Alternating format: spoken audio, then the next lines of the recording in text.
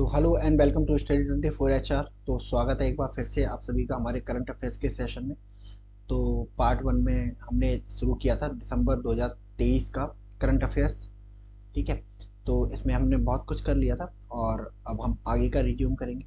तो चलिए बिना देर किए हुए शुरू करते हैं।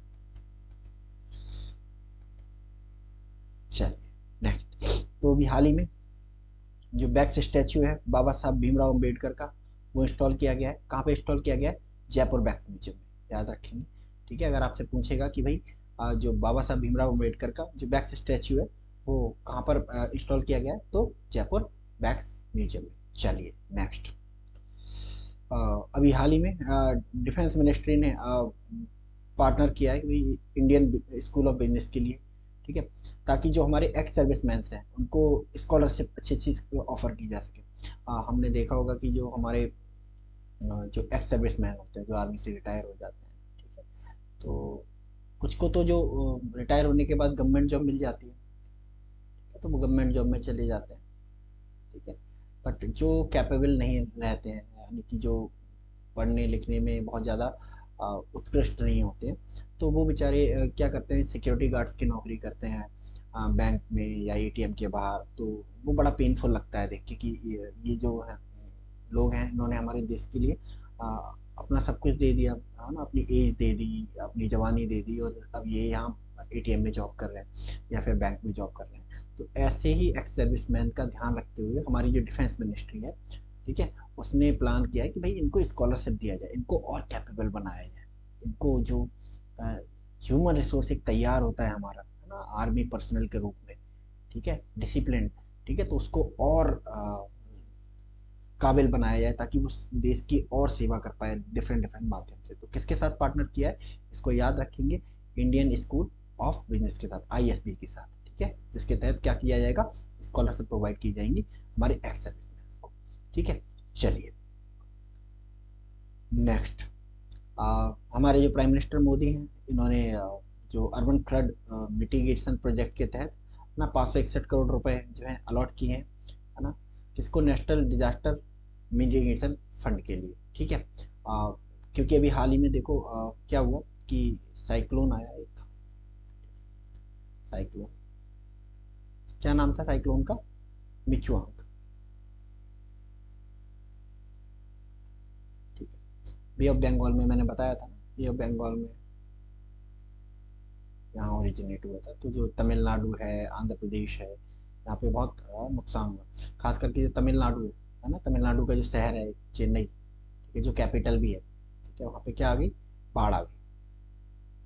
ठीक है, तो बाढ़ के लिए ही बाढ़ से बचने के लिए या फिर बाढ़ जैसी है ना स्थिति उत्पन्न ना हो, उसके लिए क्या किया, हम हमारे जो प्रधानमंत्री नरेंद्र मोदी हैं, उन्होंने 561 करोड़ रुपए का जो फंड है वो एलोकेट किया है। तो पूछा जा सकता है आप लोगों से कि कितना फंड एलोकेट किया है, तो 561.29 करोड़ रुपए, ठीक है, ये अलॉट किए गए हैं, ठीक है, प्रधानमंत्री नरेंद्र मोदी के द्वारा। ठीक है, और चेन्नई बेसिन प्रोजेक्ट। ठीक है, चलिए क्लाइमेट चेंज परफॉर्मेंस इंडेक्स आ गया है हमारा। ठीक है, तो इसमें इंडिया की रैंक जो है 7th आई है। ठीक है, तो याद रखेंगे क्लाइमेट चेंज परफॉर्मेंस इंडेक्स 2023 में इंडिया की रैंक कितनी है ना, जो है 7th है, और ये इंपॉर्टेंट है एग्जाम पर्सपेक्टिव से, तो यहाँ से याद रखेंगे। ठीक है, चलिए नेक्स्ट।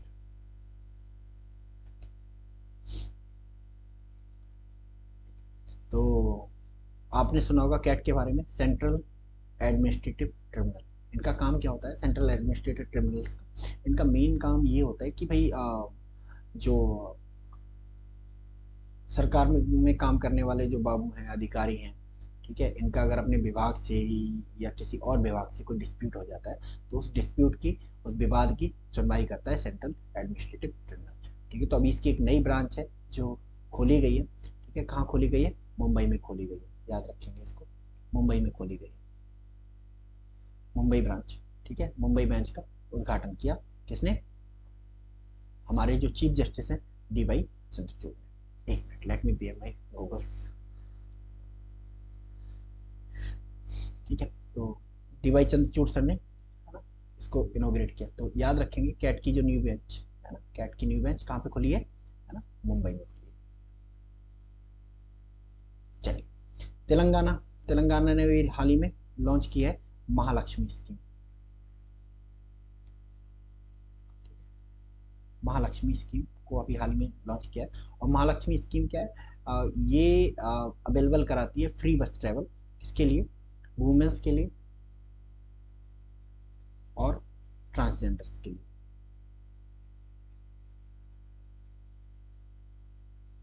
ट्रांसजेंडर्स के लिए, ठीक है। और ट्रांसजेंडर्स कौन होते हैं, किन्नर, जो हमारे किन्नर लोग होते हैं, है ना, उन लोगों के लिए। तो याद रखेंगे महालक्ष्मी स्कीम किसने लॉन्च की है, तेलंगाना की गवर्नमेंट ने लॉन्च की है, ठीक है। जिसके तहत क्या अवेलेबल कराया जाएगा, फ्री बस ट्रैवल अवेलेबल कराया जाएगा, किसके लिए, वुमेन्स के लिए और ट्रांसजेंडर्स के लिए, ठीक है। चलिए नेक्स्ट। तो अभी हाल ही में एक इन्वेस्ट इंडिया, इसके बारे में आपने सुना होगा। क्या करती है ये, जगह जगह सेमिनार करती है, समिट्स का आयोजन करती है ना, ताकि जो इन्वेस्टर्स हैं वो इंडिया आए और इंडिया में इन्वेस्टमेंट बढ़े। इन्वेस्टमेंट बढ़ने से एम्प्लॉयमेंट बढ़ेगा, एम्प्लॉयमेंट बढ़ने से क्या होगा, लोगों की जो कैपेसिटी है खर्च करने की वो बढ़ेगी, और जब खर्च करने की कैपेसिटी बढ़ेगी तो प्रोडक्शन बढ़ेगा, प्रोडक्शन बढ़ेगा तो फर्दर एम्प्लॉयमेंट बढ़ेगा। तो कुल मिला के देश के डेवलपमेंट के लिए इन्वेस्टमेंट बहुत ज़रूरी है, ठीक है। तो ये जो इन्वेस्ट इंडिया है यही काम करता है कि भाई देश विदेश से लोगों को मोटिवेट करना इन्वेस्ट करने के लिए भारत में। तो अभी हाल ही में इन्वेस्ट इंडिया होस्ट करने जा रहा है 27th वर्ल्ड इन्वेस्टमेंट कॉन्फ्रेंस, ठीक है। और ये कहाँ पे होने वाला है, तो याद रखेंगे यशोभूमि न्यू दिल्ली। यशोभूमि के बारे में हम लोगों ने पहले पढ़ा हुआ है। इसका उद्घाटन कब किया गया था, ठीक है, 17 सितंबर को किया गया था। और ये इंडिया का सबसे बड़ा कन्वेंशन सेंटर है।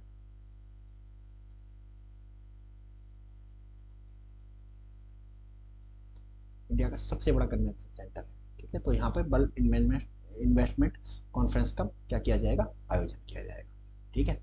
चलिए नेक्स्ट। तो अभी हाल ही में यूनिसेफ ने क्या किसके साथ कोलैबोरेट किया है, इंडिया के साथ कोलैबोरेट किया है, ठीक है।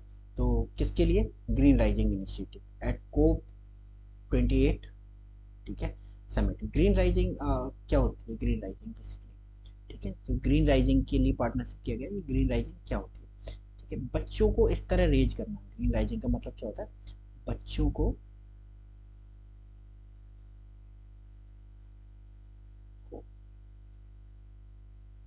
को इस तरह से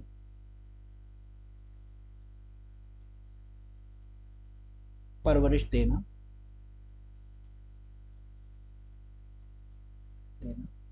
कि वे environmental friendly friendly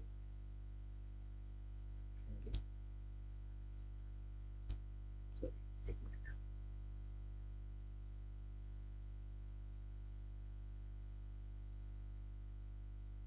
environmental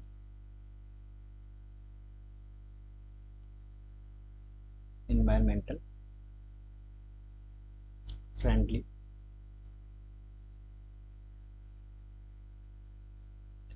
perspective रखें।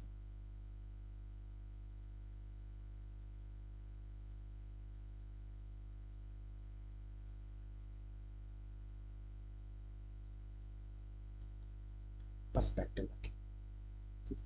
इन्वायरमेंटल फ्रेंडली पर्सपेक्टिव क्या होता है कि भाई ज़्यादा से ज़्यादा उनको इस तरह सिखाया जाए कि भाई ज़्यादा से ज़्यादा पॉलीथीन का इस्तेमाल नहीं करना है। पॉलीथीन हमारे पर्यावरण के लिए बहुत हानिकारक होती है। इसके अलावा इस तरह सिखाना कि है ना, कि ज़्यादा से ज़्यादा ग्रीनरी लगाएं, ज़्यादा से ज़्यादा पौधे लगाएं, जिससे हमारा जो प्लेनेट है वो हेल्थी रहे, ठीक है। तो इस तरह की जब परवरिश की जाती है तो उसी को क्या कहा जाता है, ग्रीन राइजिंग की जाती है। तो इसी के लिए पार्टनरशिप की है इंडिया ने, किसके साथ में, यूनिसेफ के साथ में। यूनिसेफ क्या है, United Nations international children emergency fund, ठीक है। इसको यूनिसेफ कहा जाता है हिंदी में, यूनिसेफ कहा जाता है, ठीक है। याद रखेंगे इसको। चलिए नेक्स्ट, पीएम स्वनिधि स्कीम, ठीक है। पीएम स्वनिधि स्कीम क्या है, ठीक है। इसके अंदर अभी हाल ही में गवर्नमेंट ने पार्लियामेंट में एक डेटा रखा कि भाई इसके अंडर हम लोगों ने 9,970 करोड़ रुपए के लोन क्या किए हैं, डिसबर्स किए हैं। डिसबर्स करना मतलब बांटना होता है, ठीक है। तो पीएम स्वनिधि स्कीम की अगर हम बात करें तो पीएम स्वनिधि स्कीम क्या है,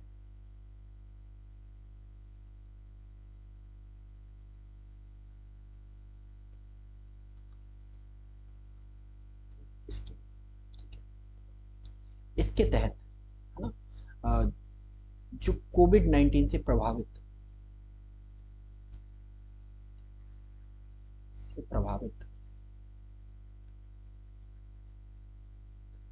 जो स्ट्रीट वेंडर है ना, जो रेडी पटरी लगाने वाले लोग हैं ना, स्ट्रीट वेंडर,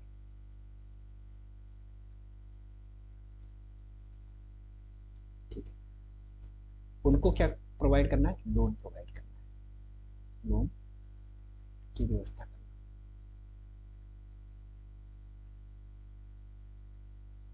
की व्यवस्था करना, ठीक है। क्या होता है कि कोविड-19 जब आया था, ठीक है, तो कंप्लीट लॉकडाउन हो गया था, तो जो गवर्नमेंट एम्प्लॉइज थे उनको कोई प्रॉब्लम नहीं थी, है ना, उनकी जो सैलरी थी मंथली उनके अकाउंट में डिपॉजिट हो रही थी।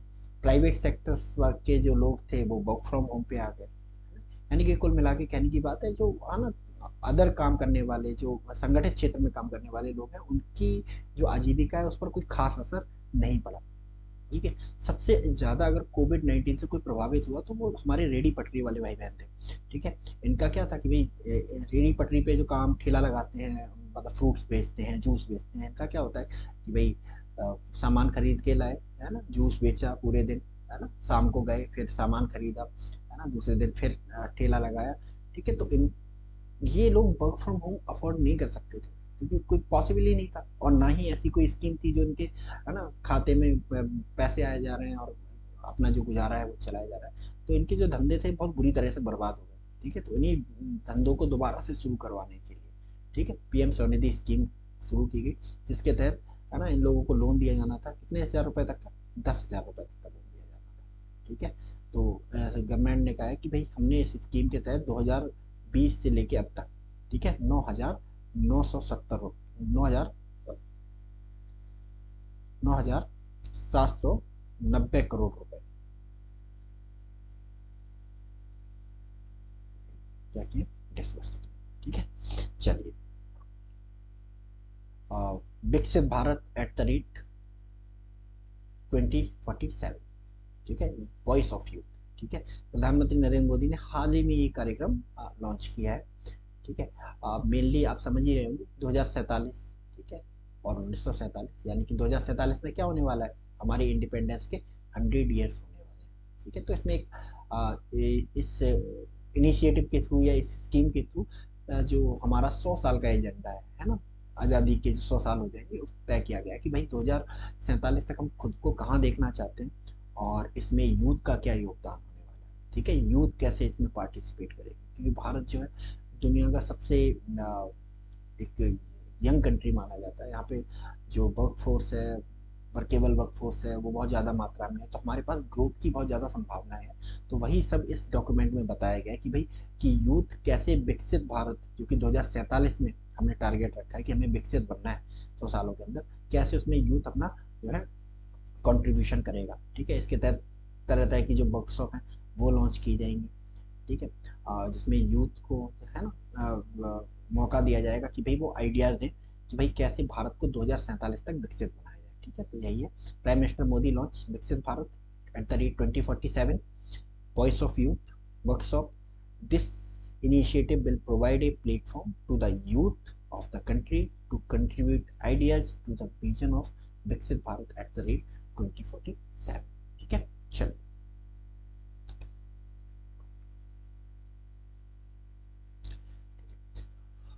रेज पावर इंफ्रा, ठीक है, एक प्राइवेट सेक्टर कंपनी, ठीक है, इसने एमओयू साइन किया है। एमओयू क्या होता है, मेमोरेंडम ऑफ अंडरस्टैंडिंग, जिसको एमओयू नहीं समझ में आ रहा हो, वो आप एमओयू को आप सिंपल लैंग्वेज में एग्रीमेंट कह सकते हो, ठीक है, एग्रीमेंट कह सकते हो, ठीक है। तो रेज पावर इंफ्रा ने एग्रीमेंट साइन किया है किसके साथ, उत्तराखंड गवर्नमेंट के साथ में, ठीक है, और जिसके तहत उत्तराखंड में ही क्या डेवलप किया जाएगा, 500 मेगावाट का एक सोलर पार्क डेवलप किया जाएगा, ठीक है, 500 मेगावाट का एक सोलर पावर प्लांट डेवलप किया जाएगा। तो याद रखेंगे इसको कि उत्तराखंड गवर्नमेंट ने किसके साथ एमओयू साइन किया है, रेज पावर इंफ्रा के साथ, रेज पावर इंफ्रा के साथ में, किस लिए, सोलर पावर बिल्डअप करने के लिए। ये भी पूछ सकता है कि भाई उत्तराखंड गवर्नमेंट ने, है ना, Uttarakhand government Rays Power Infra के साथ मिलकर कितने मेगावाट का सोलर पावर प्लांट लगा रही है ना, सोलर पार्क लगा रही है। तो आपका आंसर होगा भाई 500 मेगावाट का सोलर पावर प्लांट है वो लगाया जा रहा है। ठीक है, चलो नेक्स्ट। ठीक है, राइट्स लिमिटेड। ठीक है, राइट्स ये इंडियन रेलवे का एक विंग है, इसका नाम है rail India technical and economic service limited. ठीक है, यानी कि जो इंडियन रेलवेज है उसको टेक्निकल और इकोनॉमिक जो है असिस्टेंस ये प्रोवाइड करता है। ठीक है, मेनली खास करके आप कह सकते हो जो राइट्स है वो इंडियन रेलवे का रिसर्च एंड एनालिसिस विंग है। ठीक है, ये रेलवे के लिए डिफरेंट डिफरेंट जो नई नई टेक्निक होती है, कटिंग एज टेक्नोलॉजी होती है ना, इनोवेटिव आइडियाज होते हैं, वो सजेस्ट करती है, डेवलप करती है। ठीक है, यही काम है राइट्स लिमिटेड का, राइट्स लिमिटेड का। ठीक है, ठीक है, तो इसने अभी साइन किया है एग्रीमेंट किसके साथ, मोजाम्बिक के साथ, मोजाम्बिक। ठीक है, और क्या साइन किया है कि भाई हम आपको 10 लोकोमोटिव प्रोवाइड करेंगे, यानी कि 10 इंजन प्रोवाइड करेंगे। ठीक है, तो याद रखेंगे राइट्स ने किसके साथ समझौता किया है, किसके साथ पैक्ट साइन किया है, किसके साथ एग्रीमेंट साइन किया है, मोजाम्बिक के साथ एग्रीमेंट साइन किया है, जिसके अंडर क्या होगा, 10 लोकोमोटिव, 10 मतलब आप कह सकते हो 10 engine, 10 rail engine, 10 rail engine supply किए जाएंगे। ठीक है, मोजाम्बिक, मोजाम्बिक की अगर हम बात करें, ठीक है, तो मोजाम्बिक कहाँ पे है, मोजाम्बिक है अफ्रीका में, एक अफ्रीकन कंट्री है। अपने फॉरेस्ट के लिए जाना जाता है, और यहाँ पर गैस की भी अपार संभावना है। यहाँ पे हम एक गैस फील्ड को भी डेवलप कर रहे हैं। ठीक है, ताकि जिससे कतर पे हमारी जो निर्भरता है वो कम हो सके। ठीक है, चलिए next.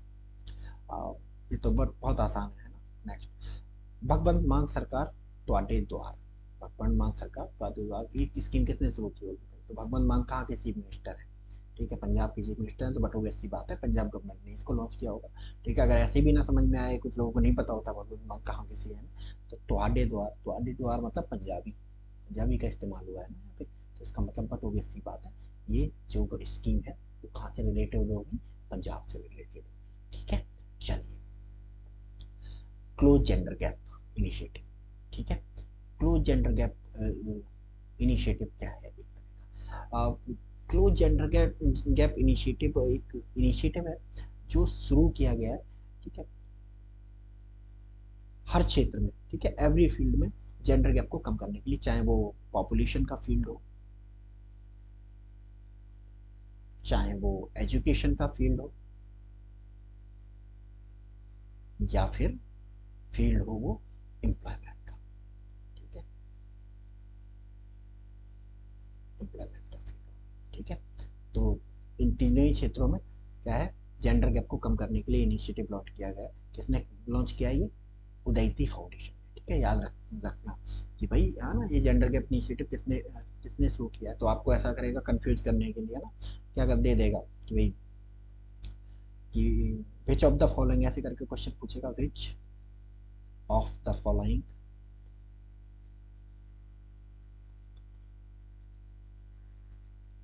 Started gender gap initiative. Option A government of India, ठीक है, बी टाटा ट्रस्ट, सी यूपी गवर्नमेंट, डी उदयती फाउंडेशन। ठीक है, तो कंफ्यूज हो जाएंगे आप, कुछ तो गवर्नमेंट ऑफ इंडिया मार आएंगे, जिन जो ज़्यादा दिमाग लगाएंगे टाटा ट्रस्ट मार देंगे। ठीक है, जो अल्ट्रा दिमाग लगाएंगे वो उदयती फाउंडेशन लगाएंगे। ठीक है, बट सॉरी यूपी गवर्नमेंट लगाएंगे, बट आंसर क्या होगा इसका, डी होगा। ठीक है, जो तुक्का लगाएगा वही, जिसने नहीं पढ़ा होगा वही उदयती फाउंडेशन मार के आएगा तुक्का लगा के। ठीक है, चलिए next, prime minister college of excellence. ठीक है, prime minister college of excellence. ठीक है, ये कॉलेजेज हर डिस्ट्रिक्ट में एस्टेब्लिश किए जाएंगे, एक स्टेट के द्वारा। तो वो स्टेट कौन सा है? तो वो स्टेट है आपका मध्य प्रदेश। ठीक है, मध्य प्रदेश ने डिसाइड किया है कि भाई राज्य के हर जिले में, ठीक है, एक prime minister college of excellence खोला जाए, जो सारी सुविधाओं से लैस होगा। सारी सुविधाएं इन द सेंस, है ना, high quality education, high quality faculty, high quality lab, ठीक है, यानी कि one of the state of the art college होगा ये। ठीक है, prime minister college of excellence. तो याद रखेंगे, गवर्नमेंट जो है, गवर्नमेंट ऑफ मध्य प्रदेश, मध्य प्रदेश ने ये डिसाइड किया कि हर डिस्ट्रिक्ट में, ठीक है। चलिए नेक्स्ट, अभी हाल ही में जो टाटा पावर है उसने टाई अप किया है इंडियन ऑयल के साथ में कि भाई चलिए मिल के साथ में क्या लगाते हैं, चार्जिंग, ईवी चार्जिंग स्टेशन लगाते हैं। ठीक है, क्योंकि आज के समय में क्या है, भारत में जो इलेक्ट्रॉनिक व्हीकल्स हैं उनकी जो मांग है, ठीक है, उनका जो यूज है वो बढ़ते जा रहा है। अब इलेक्ट्रिक व्हीकल का जब यूज बढ़ते जा रहा है तो इलेक्ट्रिक व्हीकल को ऑपरेटिव बनाए रखने के लिए, है ना, सबसे इम्पोर्टेंट चीज जो चीज है वो है आपकी EV charging station. EV charging station, ठीक है, क्योंकि बिना चार्जिंग के कैसे चल पाएगा। जैसे, है ना, कार को चलाने के लिए किसकी जरूरत होती है? पेट्रोल की जरूरत होती है। पेट्रोल के लिए हमको कहाँ जाना पड़ेगा? पेट्रोल पंप जाना पड़ेगा। इसलिए आप देखोगे रोड साइड बहुत सारे पेट्रोल पंप्स होते हैं। ठीक है, तो इसी तरह ईवी इलेक्ट्रॉनिक व्हीकल्स को चलाने के लिए चार्जिंग स्टेशन की जरूरत होगी। तो टाटा पावर ने किसके साथ टाइप किया है? ठीक है, इंडियन ऑयल के साथ। कितने ईवी चार्जिंग स्टेशन सेटअप किए जाएंगे? 500 ईवी चार्जिंग स्टेशन उसके अंदर सेटअप किए जाएंगे। ठीक है, चलिए याद रखेंगे इसको, ये इंपॉर्टेंट है। ठीक है, मल्टी मॉडल लॉजिस्टिक पार्क, ठीक है, ये डेवलप किया जाएगा किसके द्वारा? नाई के द्वारा। नाई मतलब national highway authority of India के द्वारा। और इन्होंने पैक्ट साइन किया है किसके साथ में? महाराष्ट्र गवर्नमेंट के साथ में। ठीक है, कि भाई चलिए एक मल्टी मॉडल लॉजिस्टिक पार्क बनाते हैं। ठीक है, जिसकी कॉस्ट, इस पर कितनी कॉस्ट आएगी? 673 करोड़ रुपए की कॉस्ट आने वाली है। और ये प्लांट कहाँ पे लगने वाला है? लॉजिस्टिक पार्क कहाँ पे लगने वाला है? नागपुर में लगने वाला है। तो याद रखेंगे इसको, है ना, कि जो मल्टी मॉडल लॉजिस्टिक पार्क है, ठीक है, वो कहाँ डेवलप होने वाला है? आपका नागपुर में, जो कि है मध्य प्रदेश में, और इसकी कॉस्ट होगी 673 करोड़ रुपीज। ठीक है, चलिए नेक्स्ट, ई बसेस, है ना। सबको पता है कि एक ना एक दिन क्या है, जो पेट्रोल है, पेट्रोलियम प्रोडक्ट हैं, वो एक दिन दुनिया से खत्म हो जाएंगे। ठीक है, इसके अलावा अगर नहीं भी खत्म हो जाएंगे और दिन चलने वाले हैं, ज़्यादा दिन चलने वाले हैं, तो जो पेट्रोलियम जो प्रोडक्ट है वो पॉल्यूशन बहुत क्रिएट करते हैं। ठीक है, तो पॉल्यूशन से बचने के लिए और पेट्रोलियम से जो डिपेंडेंस है उससे बचने के लिए हमारे लिए तो तीसरा फैक्टर भी है कि पेट्रोलियम प्रोडक्ट यूज करने की वजह से हमें अपना बहुत सारा फॉरेक्स रिजर्व किसको देना पड़ता है? जो ऑयल प्रोड्यूसिंग कंट्री है, क्योंकि हम उनसे ऑयल खरीदते हैं। ठीक है, तो अब इंडिया ने डिसाइड किया है कि भाई जो है वो इलेक्ट्रॉनिक व्हीकल की तरफ मूव करेगा। इलेक्ट्रॉनिक व्हीकल की तरफ मूव करने के क्रम में सबसे पहला स्टेप है ई बसेस, कि भाई पब्लिक ट्रांसपोर्ट को क्या करा जाए, है ना, इलेक्ट्रॉनिक व्हीकल से लेस किया जाए सबसे पहले। तो इंडिया ने प्लान किया है कि भाई 50,000 बसें, ठीक है, वो चलाएगा। ठीक है, और इसके लिए उसने किसके साथ समझौता किया है? यूनाइटेड स्टेट की गवर्नमेंट के साथ। तो यूएस के सपोर्ट के साथ ही 50,000 ई बसेस, ठीक है, इंडिया अपने रोड्स पर लॉन्च करने जा रहा है। ठीक है, सो चलिए next, Germany to give 500 million euro for Bengaluru metro station. ठीक है, तो जर्मनी ने हमें कितने रुपए दिए हैं?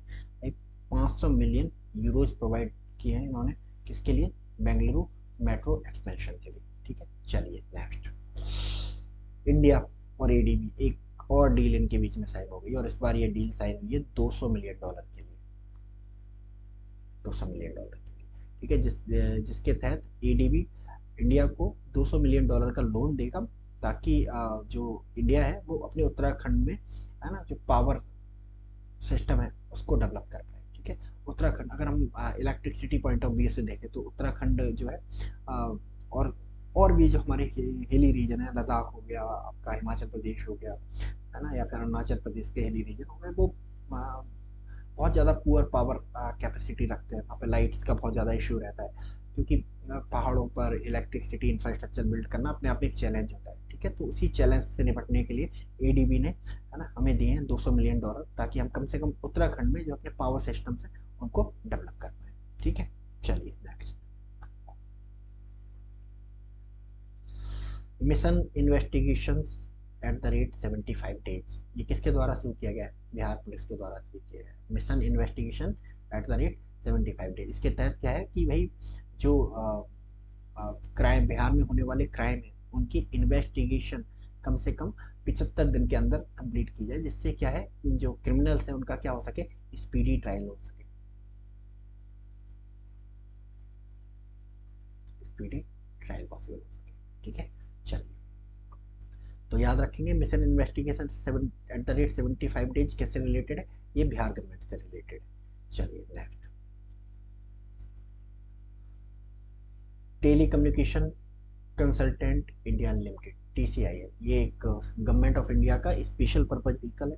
ठीक है, जो टेलीकम्युनिकेशन से रिलेटेड जो समस्याएं हैं और उनके समाधान है वो सरकार को प्रस्तुत करता है, और सरकार के भी पे ये प्राइवेट सेक्टर के लिए भी काम करता है। तो प्रॉफिट अर्निंग एक ऑर्गेनाइजेशन है। तो अभी हाल ही में इसने अपना जो 22-23 का जो प्रॉफिट है वो गवर्नमेंट को सबमिट किया है। ठीक है, और वो प्रॉफिट है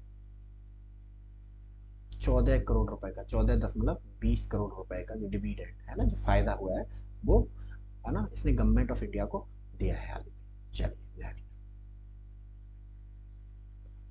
प्राइम मिनिस्टर नरेंद्र मोदी, हमारे प्राइम मिनिस्टर ना तरह तरह से चर्चा में बने ही रहते हैं, कभी अपने कामों की वजह से है ना, कभी अपने इंटरनेशनल दौरों की वजह से, और कभी योगा की वजह से वो मीडिया की हमेशा टॉक ऑफ द टाउन रहते हैं।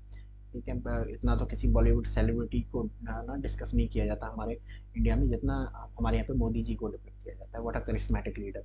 ठीक है, तो अभी प्राइम मिनिस्टर मोदी एक बार फिर से चर्चा में आ गए हैं, क्योंकि ये बने हैं दुनिया के पहले वर्ल्ड लीडर, ठीक है, to have 20 million YouTube subscriber. ठीक है, तो 20 मिलियन यूट्यूब सब्सक्राइबर हो गए। ठीक है, अगर यूट्यूबर्स की लिस्ट भी निकालेंगे तो उसमें भी ये शायद दुनिया में ओवरऑल यूट्यूबर्स की लिस्ट भी अगर हम निकालें, ठीक है, जिसमें कैरी मिनाटी या फिर आशीष चंचलानी जैसे यूट्यूबर को भी ऐड करते हैं, तो उसमें भी कोई ना कोई मोदी जी की रैंक निकलेगी। ठीक है, तो याद रखना है इसको। ठीक है, कितने सब्सक्राइबर हो गए इनके? 20 लाख सब्सक्राइबर हो गए, और 20 लाख सब्सक्राइबर के साथ ठीक है ये पहले वर्ल्ड लीडर बन गए जिनके इतने ज़्यादा सब्सक्राइबर हैं सोशल मीडिया पे। ठीक है, चलो। अयोध्या ट्रेन स्टेशन, पिछले सेशन में हम लोगों ने अयोध्या एयरपोर्ट के बारे में पढ़ा था, इस बार हम अयोध्या ट्रेन स्टेशन के बारे में पढ़ेंगे। अयोध्या जनवरी का जो है टॉक ऑफ द टाउन बनने वाला है, और अभी से दिसंबर से ही बन गया है ये। ठीक है, तो अयोध्या ट्रेन स्टेशन का नाम भी चेंज किया गया है, और इसका नाम रखा गया है अयोध्या धाम रेलवे स्टेशन। याद रखना है, Ayodhya Dham railway station, Ayodhya train station को अयोध्या धाम रेलवे स्टेशन के नाम से अब जाना जाएगा। ठीक है, चलिए next. Government approve opening of consulate general of India in Auckland. ठीक है, न्यूजीलैंड में इसको बनाया जा रहा है। ठीक है, कॉन्सुलेट क्या होते हैं? ठीक है, एक तो होती है आपकी एम्बेसी, ठीक है, दूसरे होते हैं कॉन्सुलेट। ठीक है, एम्बेसी क्या होती है? ये किसी राज्य की है ना, किसी देश की राजधानी होती है। जैसे हमारे इंडिया की अगर एम्बेसी की बात करें तो इंडिया की एम्बेसी आपको है ना, अगर यूएस में इंडिया ने अपनी एम्बेसी बनाई है तो कहाँ होगी? वो वॉशिंगटन में होगी, वॉशिंगटन में। ठीक है, तो वॉशिंगटन में ये एम्बेसी थी। अब यूएसए बहुत बड़ा है, आप अगर देखोगे यूएसए का सीक्रेट साइज तो कुछ ऐसा यूएसए। ठीक है, और यहाँ पे वॉशिंगटन, ये वॉशिंगटन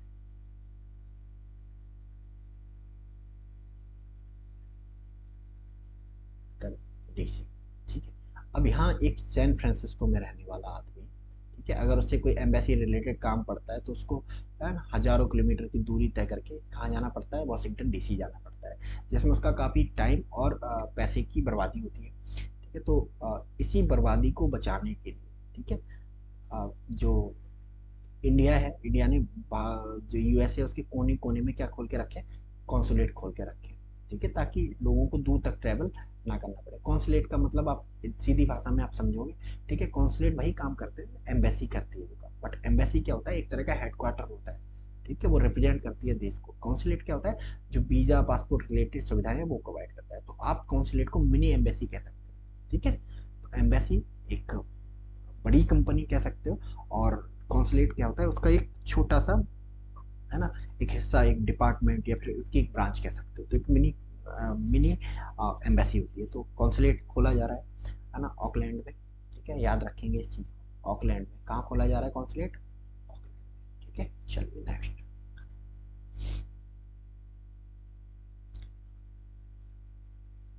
चलो, ह्यूरन इंडिया ने अभी हाल ही में, ह्यूरन ने जारी करी इंडिया की, है ना, जो टॉप 100 जो इंटरप्रेन्योर्स हैं अंडर 30 एज, उनकी लिस्ट। ठीक है, जो 30 साल के अंदर जिन्होंने, है ना, एक बिजनेस के क्षेत्र में एक बड़ी अचीवमेंट हासिल करी है, ठीक है, उनकी एक लिस्ट जारी करी। तो इसमें जो सबसे पहले नंबर पे आए हैं वो जेप्टो फाउंडर्स हैं। ठीक है, जेप्टो फाउंडर जिनका नाम है केवल लिबोरा और आदित्य पलीचा। ठीक है, तो याद रखेंगे, आदित्य पलीचा और केवल लिबोरा जो कि जेप्टो के फाउंडर्स हैं, ये इन्होंने रैंक 1 हासिल की है ह्यूरन की, है ना, इंडिया जो लिस्ट है ना, ऑफ टॉप 100 अंडर 30। ठीक है, चलिए नेक्स्ट।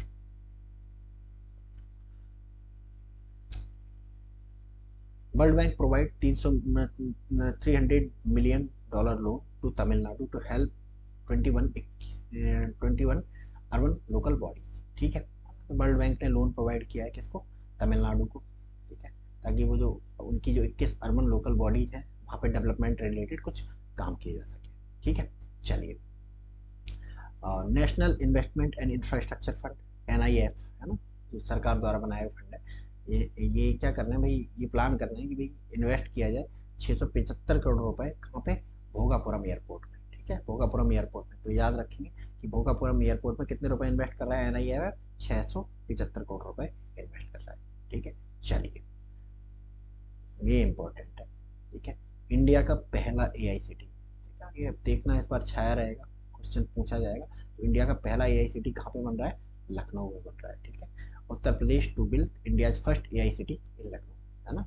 तो किस स्टेट में बन रहा है, या पूछा जाएगा कि इंडिया का पहला AICT किस स्टेट में बन रहा है, और या फिर ये पूछा जाएगा कि भाई जो AICT, जो इंडिया का पहला AICT है, वो किस जगह पर बन रहा है उत्तर प्रदेश में। तो आपका आंसर होगा लखनऊ। ठीक है, चलिए नेक्स्ट।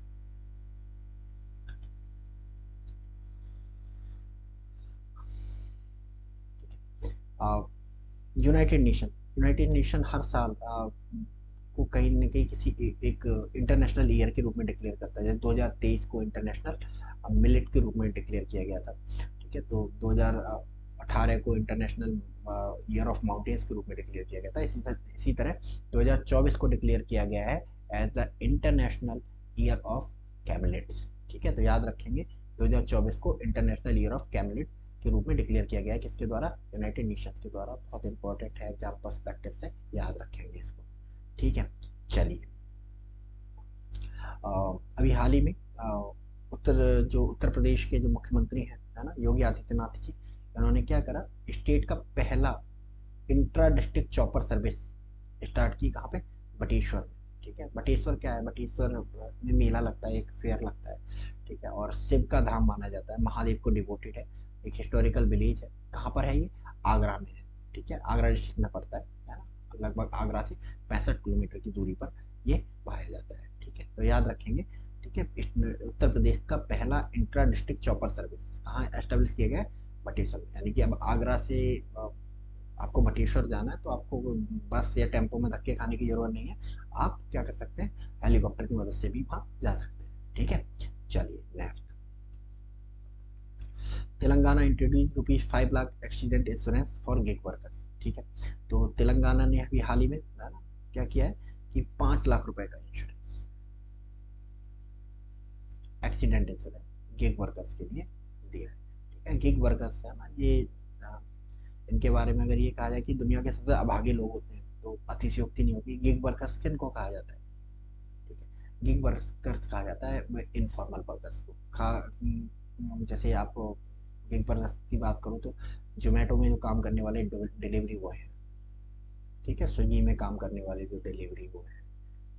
ठीक है, जो मार्केटिंग रिलेटेड ज़्यादा काम करते हैं, है ना।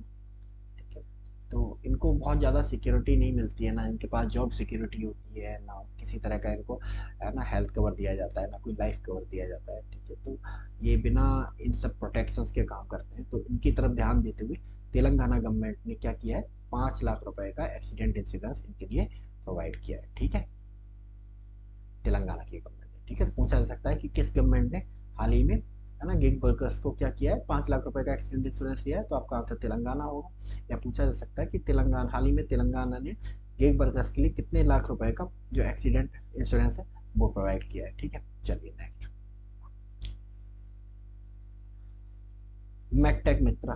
ठीक है, एक पोर्टल है जो लॉन्च किया गया है हेल्थ मिनिस्ट्री के द्वारा, हेल्थ मिनिस्टर मनसुख मंडाविया के द्वारा, टू एडवांस हेल्थ सोल्यूशन। ठीक है, ताकि जो पोर्टल पे ही लोग क्या करें, जो हेल्थ सोल्यूशन अच्छे से अच्छे हेल्थ सोल्यूशन है वो ढूंढ सकें। ठीक है, ताकि फर्स्ट एड को बढ़ावा दिया जा सके हमारे देश में। ठीक है, चलिए, ठीक है, तो पार्ट 2 में हम लोग इतना ही रखते हैं, बाकी हम लोग पार्ट 3 में कवर करने की कोशिश करेंगे। तो चलिए मिलते हैं हम लोग नेक्स्ट सेशन। तब तक आप लोग अपना ध्यान रखेंगे बहुत ज़्यादा, एंड मेहनत के साथ पढ़ाई करेंगे। तो थैंक यू सो मच।